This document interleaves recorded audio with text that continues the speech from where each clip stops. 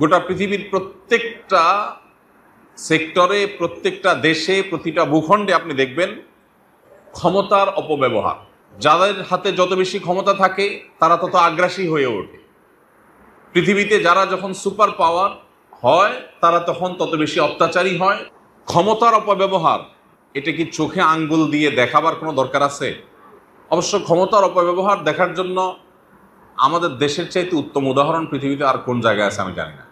খুব কম দেশ আছে হয়তো যার হাতে যতটুকু ক্ষমতা আছে তিনি 16 আনা সেটার অপব্যবহার করার চেষ্টা করেন।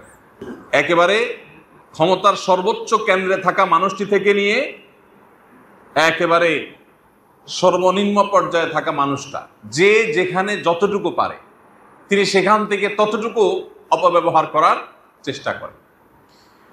আমরা একটু দেখি আমাদের নবী করিম সাল্লাল্লাহু আলাইহি ওয়াসাল্লামের সিরাত কি ছিল। এক্ষেত্রে তার জীবন চরিত্রের দিকে যদি আমরা তাকাই, আমরা দেখতে পাই তিনি যখন মদিনা রাষ্ট্রের প্রধান ছিলেন, এবং শুধু মদিনা নয়, মদিনার আশেপাশের সমস্ত অঞ্চলগুলো যখন তার শাসনের অধীনে, তখন একবার নবী করিম সাল্লাল্লাহু আলাইহি ওয়াসাল্লামের সাথে সাক্ষাৎ করার জন্য বাহির থেকে কোনো এক ক্ষমতাধর ব্যক্তি বা কোনো এক গোত্র প্রধানের প্রতিনিধি এসছে।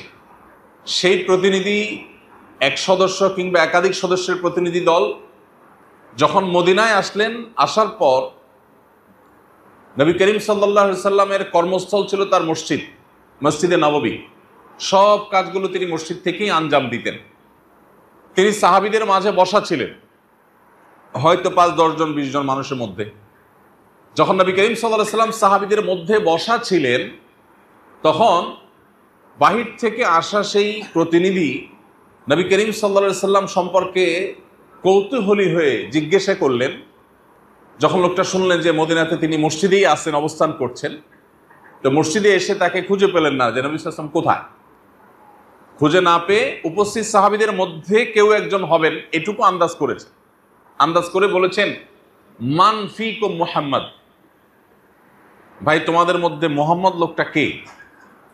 এটা জিজ্ঞাসা করার পর সাহাবা একরাম দেখায় দিলেন, উনি আমাদের রাসূল, আল্লাহ রাসূল, উনি মুহাম্মদ সাল্লাল্লাহু আলাইহি ওয়াসাল্লাম।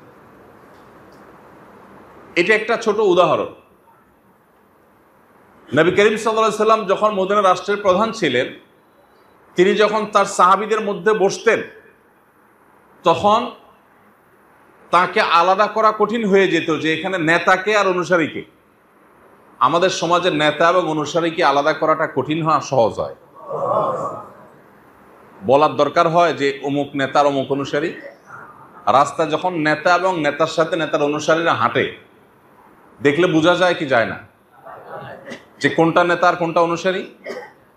হাঁটার স্টাইল, ভাবচক্কর, মুড মাড, এগুলো দেখে কি বোঝার কোনো বাকি থাকে কে নেতা কে অনুসারী?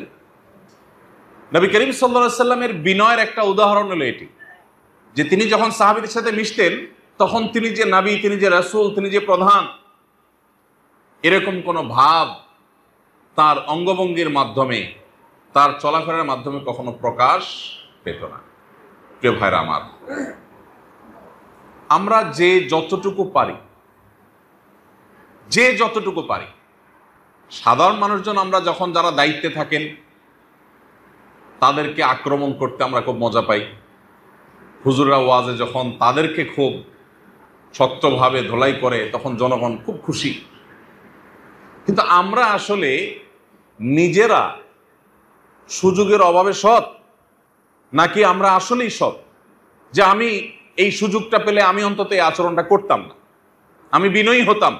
এই মানুষটা কয়জন আমরা? এই জন্য ভাইরা আমার, মুহাম্মদ সাল্লাল্লাহু আলাইহি সাল্লামের সুন্নাহ যদি আজ আমরা অনুসরণ করি, তাহলে সমাজটা সুন্দর হয়ে যাবে। সমাজের মানুষ, প্রত্যেকটা মানুষের আচরণ দ্বারা অন্যরা খুশি হবে, কেউ কষ্ট পাবে না।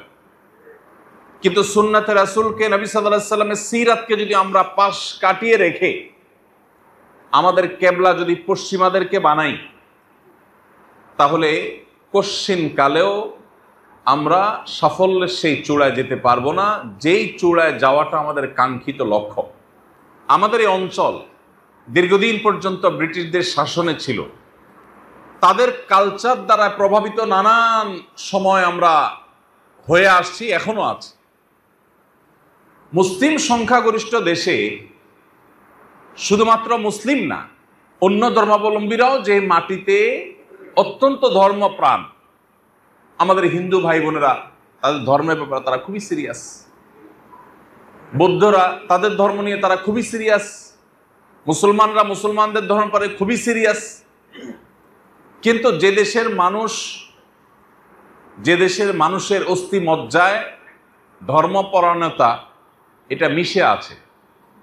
হ্যাঁ, ধর্ম সম্পর্কে আমাদের জ্ঞানের অভাব থাকতে পারে, ধর্মকে যথাযথ অনুসরণ করার ত্রুটি আমাদের থাকতে পারে, কিন্তু ধর্মের প্রতি এদেশের মানুষের শ্রদ্ধা ভালোবাসার কোনো ঘাটতি বা কমতি নেই।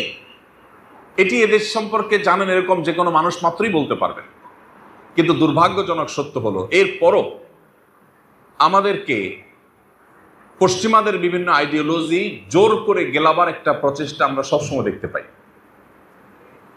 তো এই জায়গা থেকে যতদিন পর্যন্ত আমরা বের হয়ে আসতে না পারবো, আমাদের আইডেন্টিটি নিয়ে আমরা মাথা উঁচু করে দাঁড়াবার মতো জায়গা যতদিন আমরা যেতে না পারবো, ততদিন পর্যন্ত আল্লাহ রাব্বুল আলামিনের কাছে আমাদের দায় থেকে যাবে।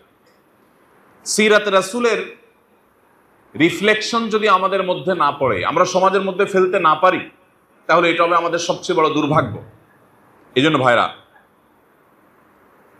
আমাদের প্রত্যেকটা মানুষকে যার যার জায়গায় সর্বোচ্চ দায়িত্বশীলতার পরিচয় দিতে হবে, যা আমরা সিরাত এবং সুন্নাতে রাসূল এটা শুধু ব্যক্তি জীবন নয়, জীবনের প্রত্যেকটা ক্ষেত্রেই আমাদের চর্চা করতে হবে এবং প্রত্যেকটা ক্ষেত্রেই এটা রিফ্লেকশন আনতে হবে।